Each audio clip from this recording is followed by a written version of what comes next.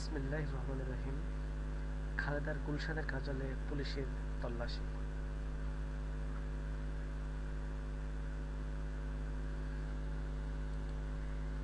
রাজধানীর গুলশানে BNP chairperson Khaleda জিয়ার কার্যালয়ে তল্লাশি চালাচ্ছে পুলিশ।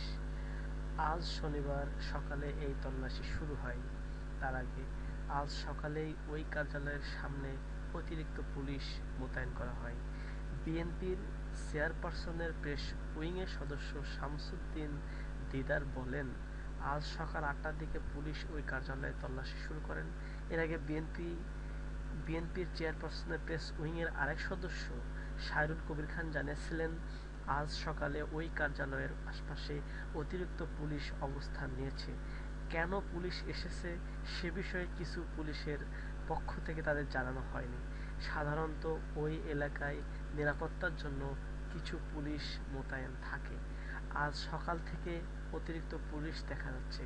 পুলিশের গুলশান বিভাগের ঊর্ধ্বতন একজন কর্মকর্তা নাম প্রকাশ না করার শর্তে জানান, কার্যালয়ের আশেপাশে ১৫ থেকে ২০ জন পুলিশ সদস্য অবস্থান নিয়েছেন। কেন এই তল্লাশি চালানো হচ্ছে তা জানাননি পুলিশের ওই কর্মকর্তা। অপরদিকে রিজভী বলেছেন, তল্লাশি পাতানো ষড়যন্ত্রের অংশ। বিএনপি চেয়ারপারসন খালেদা জিয়ার গুলশানের কার্যালয়ে পুলিশের তল্লাশিতে ক্ষুব্ধ প্রতিক্রিয়া জানিয়েছেন দলের জ্যেষ্ঠ যুগ্ম মহাসচিব রুহুল কবির রিজভী। তার অভিযোগ, এটি খালেদা জিয়াকে অপমানিত ও বিপর্যস্ত করার কঠিন ও পাতানো ষড়যন্ত্র। আজ শনিবার সকাল ৮টা থেকে ১.৫ ঘণ্টার কিছু বেশি সময় ধরে বিএনপি চেয়ারপারসনের গুলশানের রাজনৈতিক কার্যালয়ে তল্লাশি চলে। এ সময় কার্যালয়ের ভেতরে যান বিএনপির জ্যেষ্ঠ যুগ্ম মহাসচিব রুহুল কবির রিজভী।